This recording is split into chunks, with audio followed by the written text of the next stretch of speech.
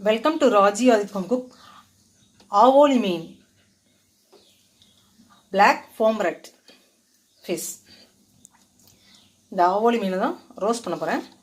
ஆவோலி மீன் roast பண்ண தேவையான பொருட்கள்: ஆவோலி மீன் 3/4 கிலோ, தனி மிளகாத்தூள் இந்த ஸ்பூனுக்கு 1.25 ஸ்பூன் எடுத்துருக்கேன். குழம்பு மிளகாய் பொடி 1 ஸ்பூன் போட்டுக்கலாம். அதுலேருந்து உப்பு தேவையான அளவு,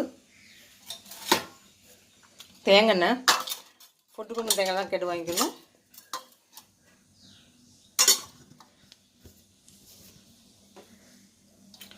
ராஜி ஆதித் ஹோம் குக் இந்த லிங்கை கிளிக் பண்ணி லைக் பண்ணுங்கள், சப்ஸ்கிரைப் பண்ணுங்கள்.